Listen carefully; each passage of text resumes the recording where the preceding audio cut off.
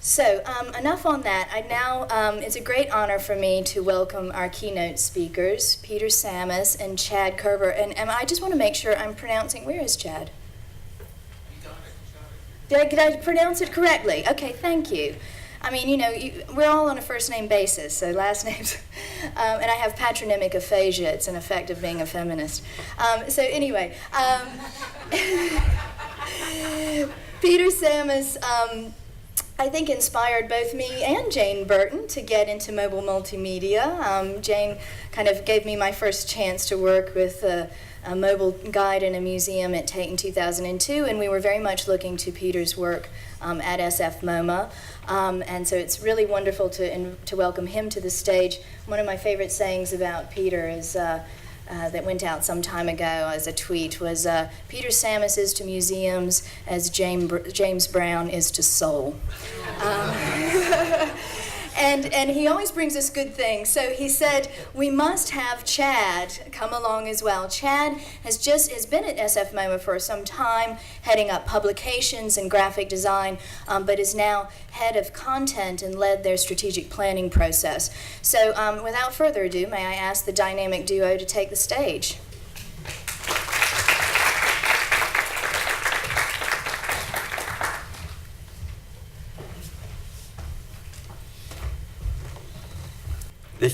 We've been talking about new museums and the opportunity to develop, the importance of developing content. We're going to talk about a long history of developing content, an ongoing tradition of developing content at SFMOMA, and different ways of delivering it. And the goal being to meet visitors where they are and when they need it most. Okay. So here we are. I almost put the Gauguin up, but Chad said that's not in our collection.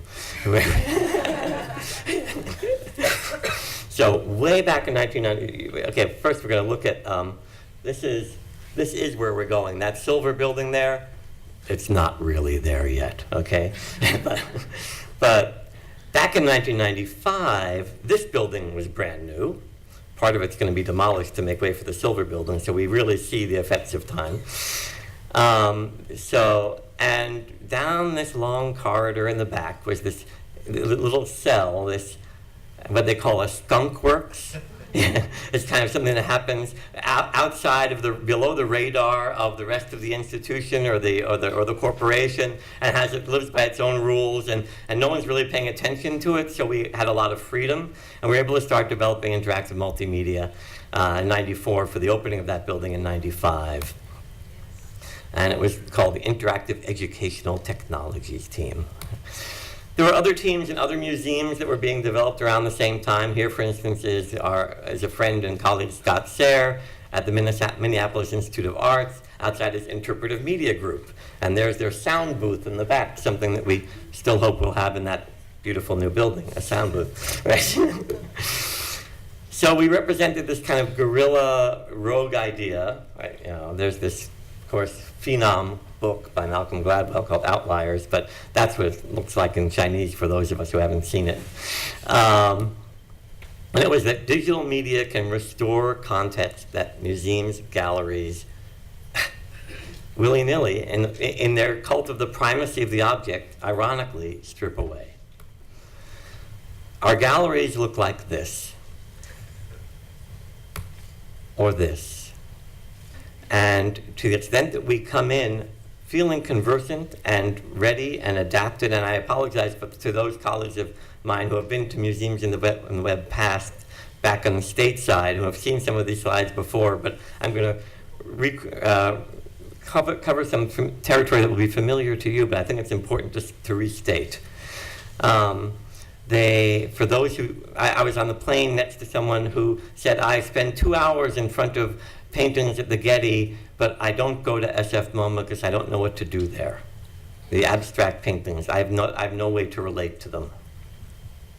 So on the one hand, we have this offering chamber, where we have the pristine pedestals in the white cube space. But really, on the other hand, it's a withholding chamber. It's a vacuum on which we can posit or pose objects that might have been junk on the street but have become something precious in their found object art making ready-made reincarnation, for instance. And it's not really an HSBC ad, but it made me think of those old HSBC airport ads. Anyway, so here's one of our offering chambers, or two actually, at SFMOMA. And some people leave us drawings in our little write, draw, reflect space that show that they've really had a serene communion with key works in our collection, like our Rothko, number 14, 1960. And others leave us tokens of a slightly different experience. I just don't get it, he says, scratching his head. This is cheesy. While the guy on the right comes in and says, wow. And this head down here says, amazing.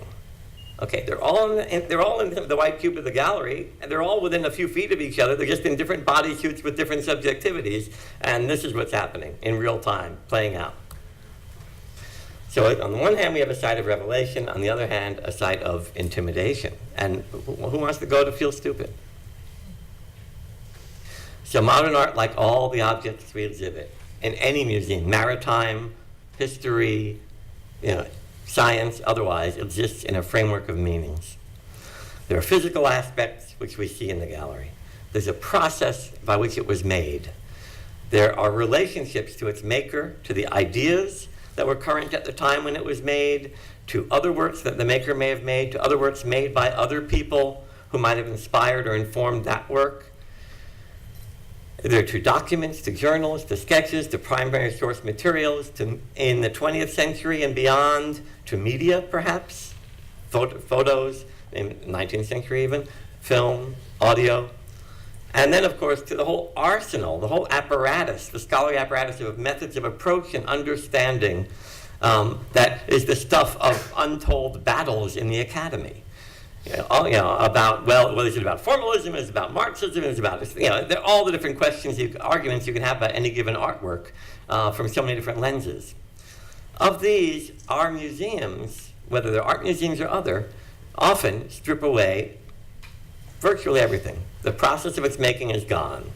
The maker is gone. The relationships are only supported in a permanent collection gallery to the extent that the collection is rich enough to create a juxtaposition of several works that start to feed off each other and give a context one for the other. The documents are not visible in the galleries. The media is usually not there. And even the methods of approach and understanding, which may consume volumes and catalogs and library shelves about any given artist, are reduced to a label, yay big. Or sometimes yay big, which is far too big, actually. It's more information than we need in an unclear way when we're standing on our feet. So we're back to the physical aspects.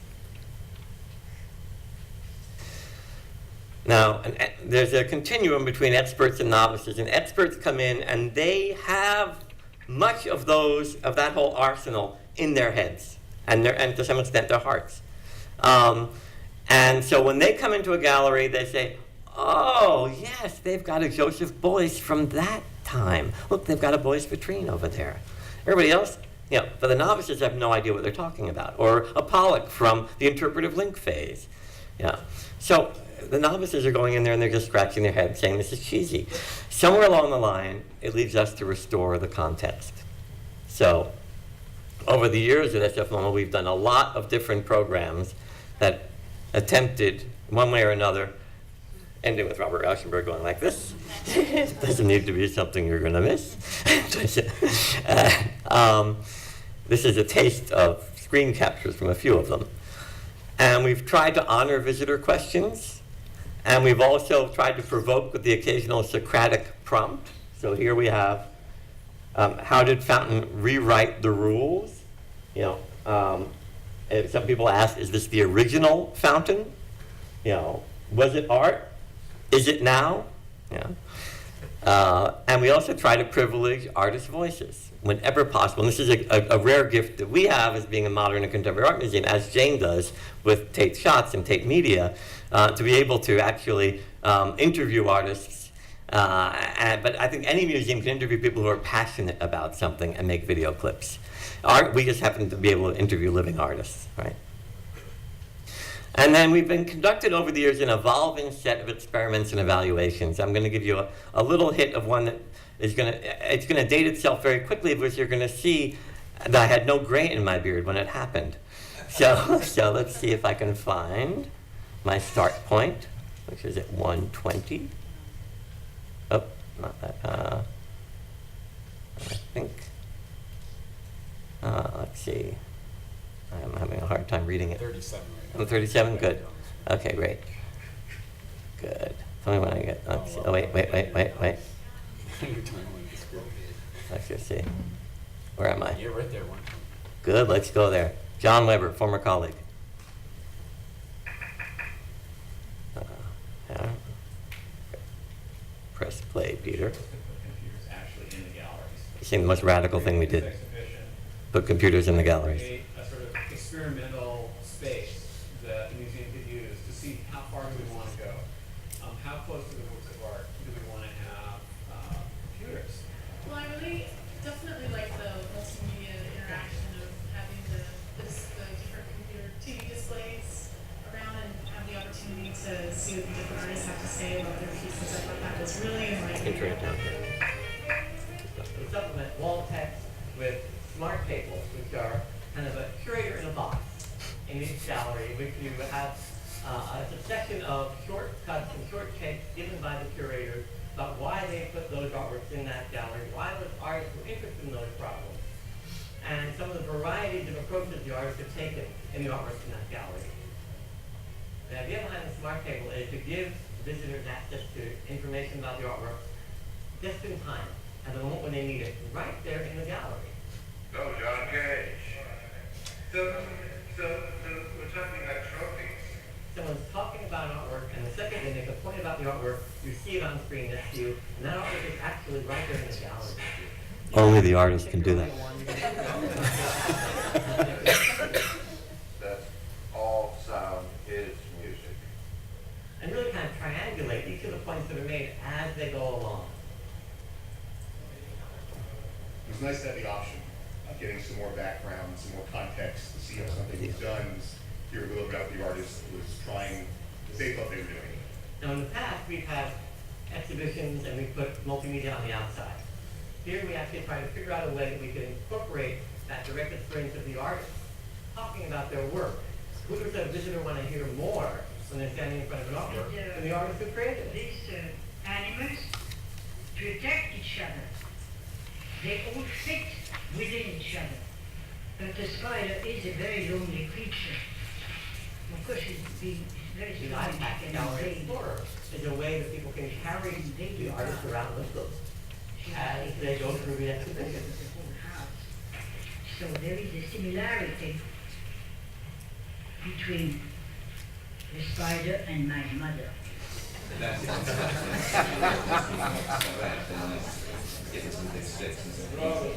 With ink and stick, you get a lot of acid, so you start getting a drip.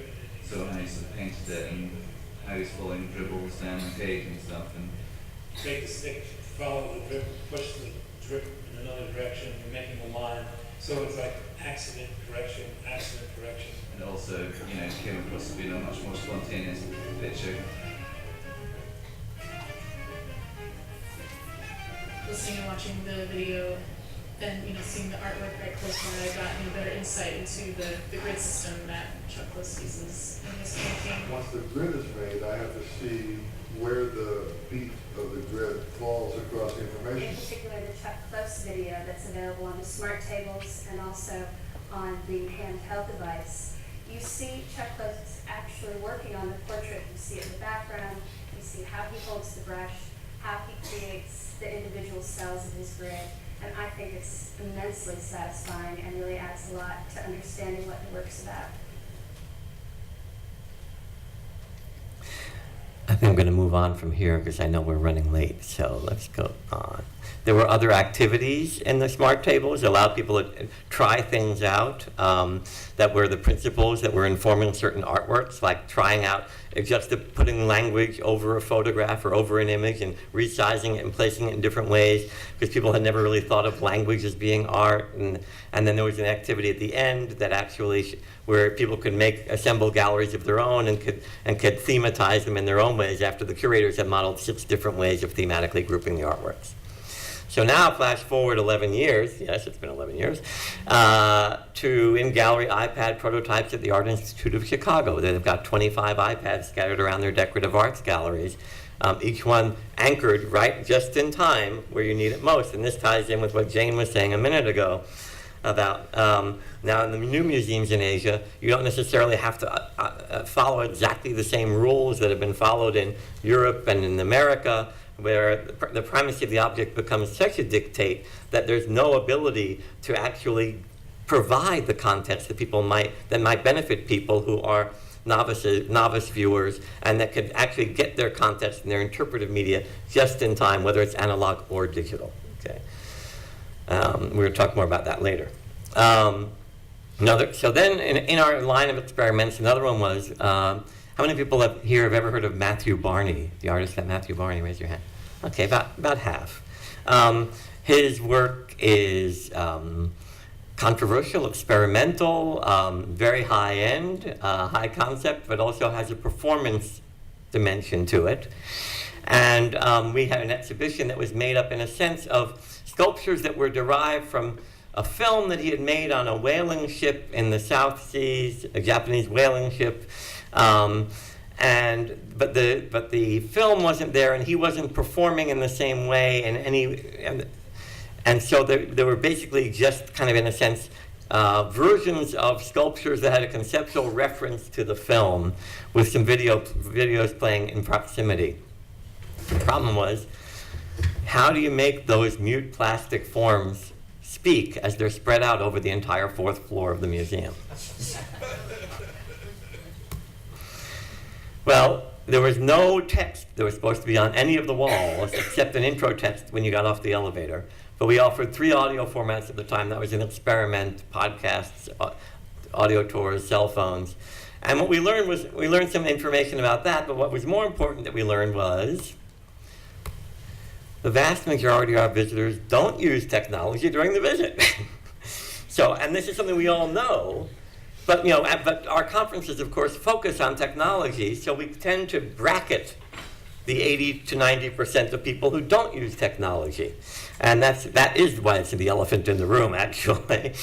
And then it becomes the question of how we reach those people and give them the information that's going to make a meaningful experience for them. It's going to give them some scaffolding, some hooks. And Matthew Barney Learning Lounge. We had videos, we had wall graphics, we had comfortable seating, never to be underrated in a museum of any kind. And we had kiosks, and we had, in addition to the podcast and everything else, and we had books out there. And all of this was kind of arrayed on a continuum from analog to digital and from passive to active, just kind of browsing and grazing, to more research functions. The vast majority of people, that's their sweet spot, the passive analog. Let me watch the video. And there's a reason why YouTube is so incredibly popular. And so, but in terms of the passive and the looking also at the texts, there's a tendency on the part of people to look at the introductory wall text, to look at the brochure more than other things, but that's not necessarily what makes the most meaning. And so if you look here, you'll see that the introductory wall text rated last in terms of actually giving any clarity to people about what was going on in the exhibition, because it's often written by someone who spent 2 or 3 years developing these concepts and is trying to distill them before anyone has seen anything. My former team can take credit for that. Exactly. I'm so glad you've reformed. Proud to now. Be here. So now, and one of the most interesting findings was that the the less familiar visitors were when they came. Many people had never heard of Matthew Barney when they came into the museum and happened on the show. So that for them, the variety of resources was crucial in helping improve their understanding and appreciation and their sense of not being ripped off by the museum, in fact. If you look at the lower left, you'll see this is on a scale of 1 to 7, 2.6 was the average estimation. 7 being love the show, 1 think this is a piece of something we're not going to talk about. There were 2.6, and if you didn't know about Matthew Barney when you came in, if you didn't use any interpretive affordances, and you were 5.6 if you were coming because you loved Matthew Barney already. You know, it's like, bring it on. I am so ready. I've got the Velcro. If you use the 1 to 2 offerings immediately, your appraisal went up to 4. And if you use 4, or if you use 5 or more offerings, in other words, if you used an audio tour or a podcast and then went into the Learning Lounge and watched the video and looked at the super graphics, then suddenly you were right up there with those fans who came in because they loved Matthew Barney already. It's really about scaffolding. Just giving, people aren't stupid. You just got to give them some context for understanding what this is about. So that was that experiment. That was a good learning. The next year we had Olafur Eliasson, Danish Icelandic artist, who is all about immersive interaction and perception. And I'm going to have to wrap quickly, so I'm going to move quickly through this. And he says it's all about the audience experience and encouraging visitors in their own process of self-observation. So we put a blog out there inviting visitors to complement our own voices and our own content. And the lesson we learned there was that if you open the door to visitor voices, and this is something Linda could tell us, you got to be there when they start talking to you.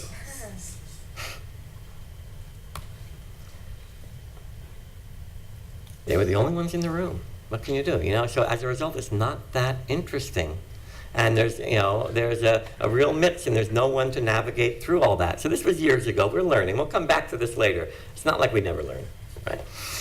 So if the gallery is sacred terrain, we need to at least provide mobile and some analog affordances as well. Publish it at will, multiple formats. We're going to talk about that.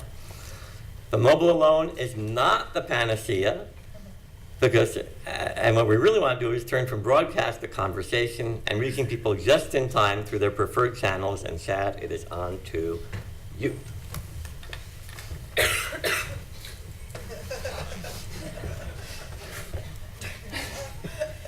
I forgot I had this slide. Hi.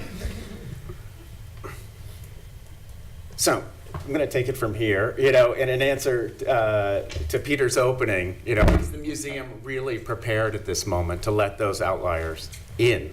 And in fact, I was deeply curious to see this as a major theme of the last Museums in the Web conference, when in a sense those barbarians had been sitting outside the door for years trying to get things done entrepreneurially, off the cuff, without the knowledge of the curators who might actually be curating the show, and suddenly they broke through.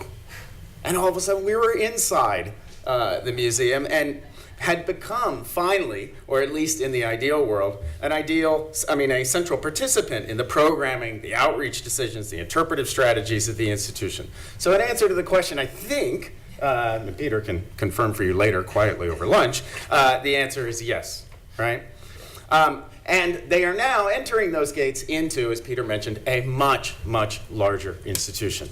SFMOMA is about to shut down in June for a period of more than 2.5 years to reemerge, butterfly-like, from this construction process with an enormous, Peter showed you, I believe, the one on the left, an enormous white cruise ship that has pulled up behind the existing SFMOMA Boda building with 7 floors of additional gallery space, triple our gallery size, and it's only a matter of time before this is no longer true, because MoMA New York will never let it happen, and just a smidgen more gallery space than our counterparts in New York.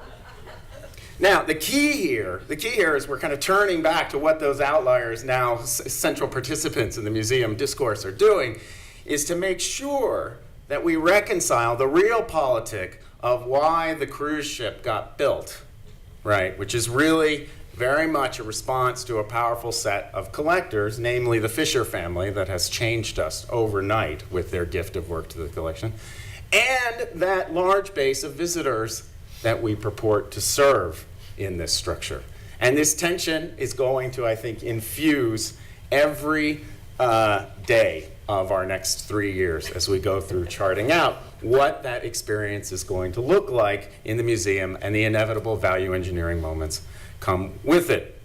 So, not only are they brought into a larger museum, but they're brought into a new division structure called Content Strategy and Digital Engagement, hybridized, very interesting, at this point, I think relatively unusual in the museum world. It consists of Peter's interpretive media team, which also straddles with publications the interpretive space, analog and digital, community engagement, which in blog, social media platforms, although there's an equal parallel operation over in marketing communications, and perhaps most rarely, and most to the chagrin of our marketing and communications colleagues, design and web and digital platforms. And what you see here is a symptom of an institution that remains deeply curatorially driven and sees this department in many ways as a pivot between what it considers the terrifying world of marketing and what it might do to their messaging. And so in a way, we are a triangulation between the curatorial, the marketing, and the internal visitor experience at the building. So this allows us, this new combination, an experiment we're running ourselves, only about 6 months in right now, allows us to re-examine that entire arc of the visitor experience, right? From that first glimpse of the video way out there in the digital ether through to that moment that Peter's been concentrating on for so many years, standing in front of an artwork and trying to make sense of that thing. And go straight to that core question that Rob was asking earlier: why do museums matter? How can we make ourselves matter to that art experience and to that visitor experience? All right, so what you're getting now then is a moment, and gosh, if this conference had only happened just a few months later, where we are just about to step into a simultaneous branding plan, digital master plan, fundraising campaign, and massive technology rewrite of the entire infrastructure of the institution. So you're catching us at the moment that we ourselves are asking questions and looking at other examples out there in the field as we begin to dive headlong into a 3-year foot race, right? So one is, we're incredibly lucky as an institution to have the multimedia legacy that we have thanks to Peter and his group. You know, to have a 15-year head start on most institutions and to build the repository of video work that we have built as an institution is unbelievably fortunate. There was a comment earlier saying we don't have the content yet. We don't have the content yet. We have the content. The only problem with that content, it's in Flash. Yay for Flash! Multiple video formats, multiple audio formats, dedicated hardwired gallery kiosks, varying metadata standards, podcasts, tons of tapes in drawers, not to mention paper books that have no equivalent digital files anymore, wall labels, etc. And so, you know, with all the sexiness of what lies before us, you know, in the classic, like, well, when you're having a big dinner party, what do you need to do first? Clean. And clean hard, and try and finally organize all of this into a world of metadata and of content documentation that can serve us as we head towards this new multi-platform world. Right? Think mobile first, as Linda Kelly was just remarking. We are definitely right with you. Everyone's favorite chart, shown at every technology conference everywhere in the world, every time something like this happens. Mobile will undoubtedly dominate by 2016, as it's already seeming to do now. But the good old question, even as we've seen in the last year with the profusion of new tablets, minis, mid-sized, Windows, etc., Android, etc., but on what devices and on what platforms? 3 years is an eternity, right? So we're just not sure what we're going to be dealing with at this point in 2016 when the magic moment comes and we open. So we have to plan for contingency. What does it mean? Dumping, with a small funeral service, a lot of those dedicated beautiful digital containers that we were so fond of in our past lives, structuring our data and content for maximum syndication through our own platforms, as well as this new distributed web full of aggregator PowerPoints, Google Art Project being a good example, where your folks may be gathering, Wikipedia another, gathering information, consuming, and never getting to your site at all. And then designing, of course, for sustainability. Now, this is not easy, as I think any of us who've already started to attempt this in our museum spaces have done. Makes me feel much better to watch Condé Nast basically get absolutely hammered this fall by announcing the fact that they had put all their money into beautiful iPad-dedicated magazine spaces that were attempting to replicate the clean ethos of print, and are now ditching the entire operation and remaking it for multi-platform distribution. So if multi-billion-dollar empires have trouble at this, we can feel a little bit better. But who do you actually look towards? Well, for us, NPR, over the past few years has one... Oh, I'm sorry. For the 409, it's NPR's National Public Radio, so the equivalent of BBC in the United States, and is the radio network of choice for educated folks like ourselves, as well as technology consumers. And they have had one of the smartest and robust content strategies, which they call, beautifully enough, COPE, right? Create once, publish everywhere. And they have basically been relying on now for years, pushing out display agnostic, modular content. In their case, the atom is the story, and that story then comes with rigorously defined assets out through the NPR API to a wide variety of destinations. So it means that they're moving really, in a sense, much more quickly than their commercial counterparts. It's going out to npr.org, it's going out to multiple mobile sites, it's going out to apps in both Android and iOS. And so by separating out that interface and that content and being incredibly disciplined about how they're managing that content, it's given them the speed and the flexibility to hit the ground running when the next platform or that next device comes down the way. Beyond that, yes, and perfect timing. And beyond that, since the API is open, it can be used by over 100 station affiliates to populate that same content on their own platforms. And it's even available if you sign a little license with them. If you're an independent developer and want to try something interesting, do it yourself. Go for it.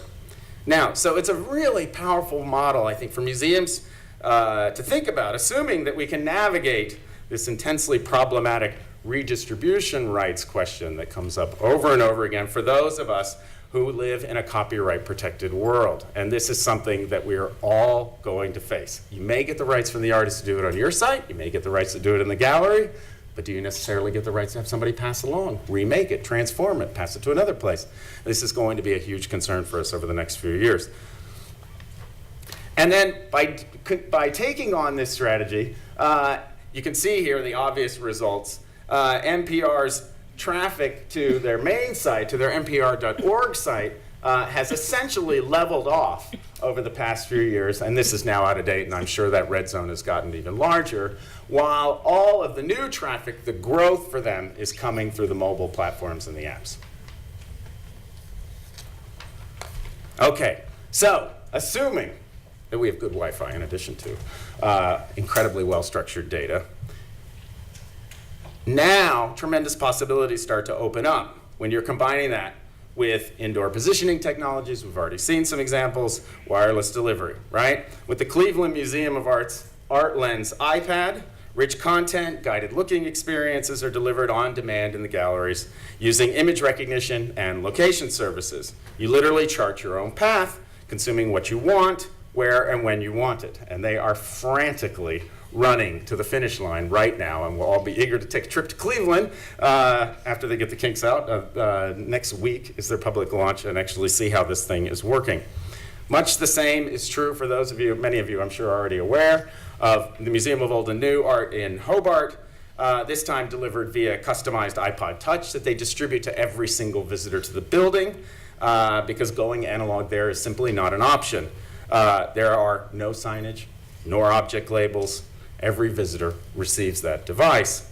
Now, what's beautiful, I can't say that this is particularly us for all the reasons that Peter was just describing in terms of the need to provide multiple platforms for understanding, multiple access points, but the purity of Mona's vision allows us to see what that extreme pole looks like out there in the mobile-only world, and particularly the benefit of allowing that visitor traffic, visitor behavior to be tracked at both an individual basis and a collective basis, yielding what you're seeing here, personalized interactive maps of your path through the museum space that are available for you online after your visit, a spatial rendering of a record of your visit.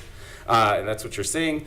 And then when that visitor behavior is aggregated, it allows for all sorts of interesting possibilities, right? Suggestion engines, and this is what Rob was starting to get to earlier today, right? Suggestion engines, tailorized offerings because we know your behavior in the past, and we know you have certain interests that you've told us about. Monitoring or redirecting foot traffic in the galleries, i.e., I want the crowded galleries, I want to know where the action is. I don't want the crowded galleries, I want to go someplace where I can be alone and meditate, as well as even curatorial planning tools, display strategies, and so on. And once you're in this replay mode in the MONA system, once you've gone to the site and reprised your tour, you can simply click on one of the stopping points and the same text and audio files that you experienced in the galleries is delivered to your desktop. Now, if there are any opportunities that went unrealized here in this absolutely beautiful system, there are a couple of them. One is that content is the exact same in the galleries. And so you could argue that you've missed an opportunity to push deeper and to give your audience additional hooks in. As Peter so frequently reminds me, right? A 5-minute video might be wonderful for consumption on the web, but it's not good for consumption on your feet when you're sitting in the galleries. So how can you build those layers of content beyond into the after experience of the museum?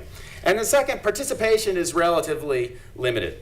Right? And I'm sure that the art processors, the now commercial spin-off of this museum, are working on this right now. But basically, in the galleries, you're really only asked whether you love or hate the artwork, and then there's an opportunity for some commentary after the visit. So there's this participation layer that we all know is equally lurking out there, which comes to the next question that we're really asking ourselves, and is that, do we truly have the stamina for deep participation? And so what you're looking at here is a little model that we've been talking about, the visitor experience from at least our own division's standpoint. Again, starting with that curiosity sparked moment out there in the world, that, our teachable moment at the beginning, moving to our conversational moment, and then finally to that point where we hope to graduate you to not only somebody who's engaging in conversation with us, but feeling like you are a stakeholder in that institution. So thanks, Rob, for running this experiment, and please let us know as you go along so we can deal with it over the next couple of years, right? The point here is to create those intrinsic rewards that Len was just talking about, that feeling of involvement with the institution that goes to your needs rather than to the institution's needs, right? And then, for us, finally, it's really not successful unless we're using those experiences to remake our business model along the way.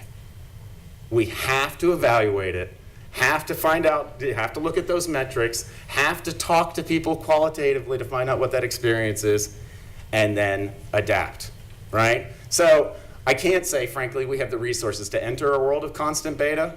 And Lord knows I don't want my administration to be thinking that that is something that we're capable of. But periodic review and shifting of course is absolutely got to be part of the equation. All right, so on this participation side, I wanted to talk about for a few minutes a little test case around an exhibition called 6 Lines of Flight. Why this test case? Well, it was an exhibition that had absolutely no marketing budget. It also was an exhibition that offered some really unique opportunities to dialogue on a global level for us. And basically, it was a small exhibition which looked at 6, hence the 6 lines of flight. And I won't get into the Deleuze and Guattari theory that went into forming this title. Needless to say, the marketing team's dream, there's a reason it didn't get budget. Oh, okay. Looked at 6 cities with emerging peripheral art scenes. Right? Beirut, Lebanon, Cali, Colombia, Cluj, Romania, Ho Chi Minh City, Vietnam, San Francisco, USA, up for debate, we'll talk about that in a minute, Tangier, Morocco. In all cases, the art scenes were driven by artist collectives that have positioned their spaces as community-based platforms themselves, right? Not only for artistic creativity, but for social renewal. Because so many of these cities have been traumatized by recent upheaval, either political or violent, we found that we had a really touching series of examples of how art and artist communities can help knit together fractured societies and open up new horizons. So, we decided to run a little experiment. 6 weeks, $10,000, no extensions, no more money. Let's just see what we come up with, right? And so we were trying to leverage SFMOMA's social media presence and our digital storytelling skills that we've had in-house for years now to create a series of interlaced platforms that can encourage dialogue around those same sets of issues that those artist community spaces are dealing with and get them talking in ways that they had not talked to each other before.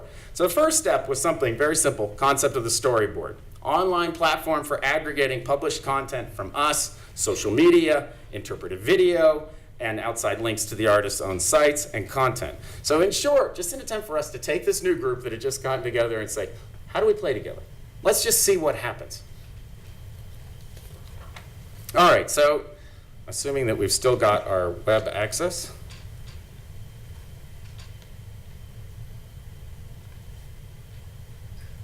Oh my God. Oh, thank God. Okay. So here you are getting a look at the storyboard page. It's a series of storyboards basically nested within each other, one corresponding to general issues around the exhibition, others devoted to particular places, and a category with everywhere as well. And as you can see, it's funny, another conversation that happened at MCN, Museum Computer Network Conference this past year, was the whole notion of the museum as the forum or the bazaar and what those different models mean. This is definitely the bazaar model in the sense that we're offering you a retail experience to find that entry point that interests you and to get in. So again, that includes blog posts, that includes the artist's own content, that includes videos that are playable in place, that includes Twitter posts, that includes a recent invitation that we did to rebrand the United States by various artists and designers because this was one of the themes of the exhibition that kept coming up repeatedly. And it's an ever-expanding series of modules. There you see a couple of the tweets that we've been pouring out there. It's an ever-expanding module that allows us to add and stack on the most recent editions of the content as they come through. The other way you can also get to it is the select group of artists for which we have deep content. So for example, I'm going to show you the Propeller Group based out of both Ho Chi Minh City and Los Angeles. Fascinating group of artists and designers that are working both in the commercial space and in the artistic space and using the methodologies of both. A real actual lesson for museums themselves about the way in which they're maximizing their visibility on social platforms. So the first thing I want to do is play you, just to show you how we're putting together the authoritative voice, the artist's own voice, and kind of thinking about how these things work. It's just a very quick piece of Peter's team's interview with Tuan Andrew Nguyen on their Vietnam the World Tour, which is basically a rebranding project on the Rogue. VietnamTheWorldTour.com. It's a project that we've been doing for about a year and a half now. I describe it as a rogue nation rebranding project. And historically, Vietnam has been probably one of the most mediated nations out there, and mediated by a very U.S. kind of media machine. U.S. journalism, like Hollywood. The challenge that we set for ourselves was how to kind of challenge that history of mediation. So what we've done is we've started working with really well-known graffiti artists and hip-hop dancers. And we would raise money through different brands, actually, to get into different places in the world. They would do performances. Okay, so you're getting a sense of the overall project, right? And then at the same point, down below, once you've been listening to Tuan's first-person account of what he's doing, here's an example of exactly how they're using the social media space to accomplish this rogue branding program.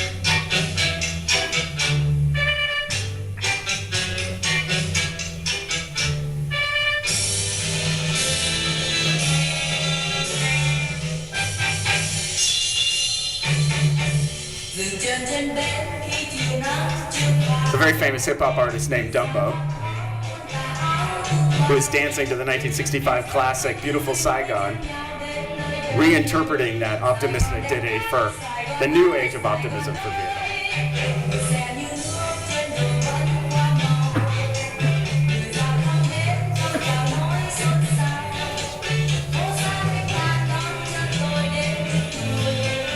Okay, this goes exactly to that conversation about humor and about using social media channels and about reaching out to young folks.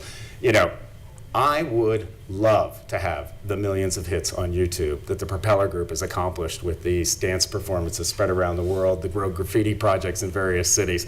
Incredibly smart. So you see that then, and again, with one of the proposals for rebrand in the United States, with a Native American patterning applied to the St. Louis Arch, and et cetera, and et cetera, et cetera. So, how do we try and make them play all together? Well, the beauty of SFMOMA is that we have one of the most robust social media programs in the country, particularly for an institution of our size, 500,000 Twitter, Facebook followers, 50,000 Tumblr, 40,000 blog visits a year. And so we were using social media to start that conversation way out there. You know, the classic story, you know, just to say the same thing that we all need to hear again and again, straight promotion of things like, hey, look at our cool storyboard. Not so great. Hey, is San Francisco really on the periphery, or is it just posing to join in with the other cities? That got some interesting replies, right? So using that as a content platform, as a programming platform, as a questioning platform, rather than just a straight promotional platform. Next step, create a Tumblr presence called Art Microhubs. Now, what this was designed to do was specifically to offer a venue, a megaphone, for folks around the world to post information on their own collectives, their own bootstrapping initiatives, and then to explain why they think they matter. We got submissions from all over the place: Rio, Chicago, New York, Utah, North Carolina, Canada, Europe. One very hilarious guy who sent his rainy porch in Oslo as his own creative microhub, saying that that's where he sat outside and smoked and did his creative work, and therefore it qualified.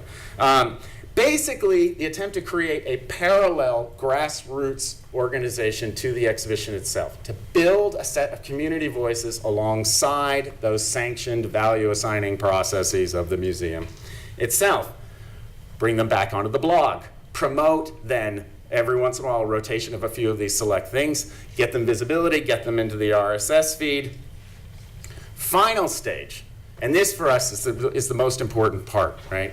Is a series of Google Hangouts now that are in which we convene artists, critics, scholars to talk about kind of how you can bootstrap creative spaces into being, what you can accomplish within your societies, and rather than just featuring the artists that were in the exhibition, the standard cadre of post-colonialist theorists, bringing in some of those folks who volunteered their own information on the microhub site to participate in that conversation. So again, it's just thinking almost as if a spiral or a series of concentric circles. How can the museum become a platform that continues to build out relationships and build investments in this? So our hope very much is that many of these artists will take this conversation that began in the SFMOMA sanctioned Google Hangout and take it offline and continue those conversations themselves, forging connections across national borders, across various types of institutions.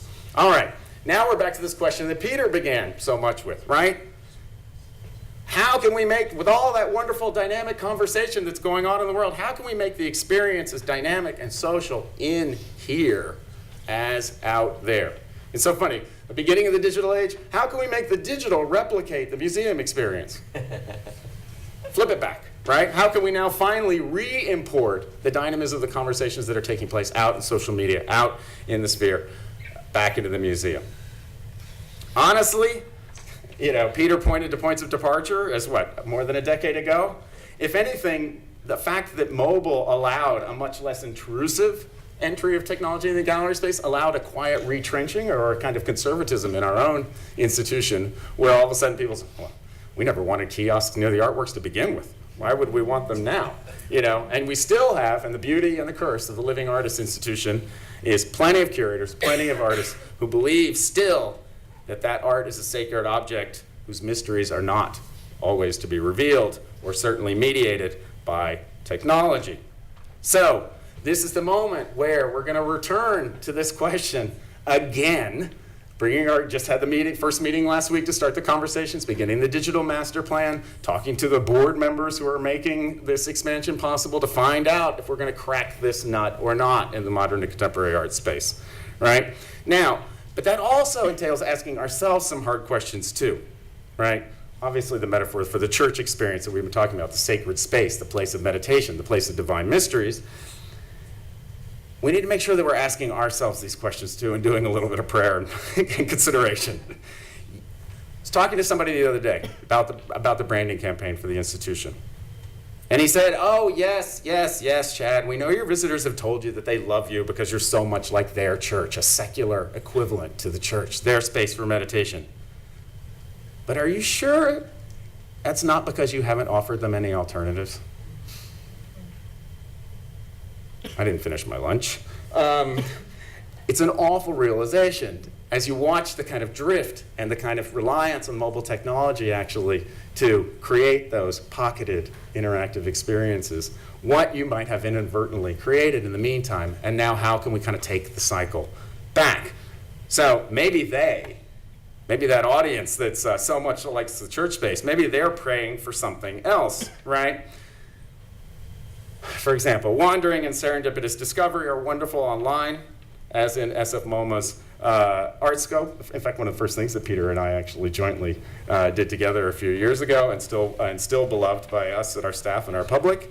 But wouldn't it be a lot better if folks could take that wandering and serendipitous discovery and do it together? For example, in Cleveland on a 40-foot wall in the galleries, save their tour, share it with their friends, take somebody else's, watch each other doing it and talking about it.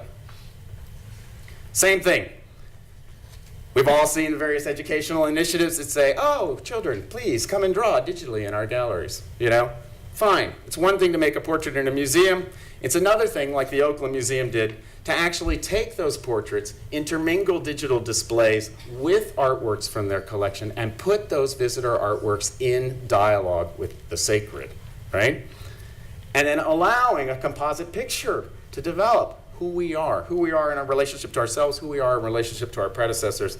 This was basically for a California history exhibition, thinking about identity, which, as you can imagine, is not a small concept in California right now.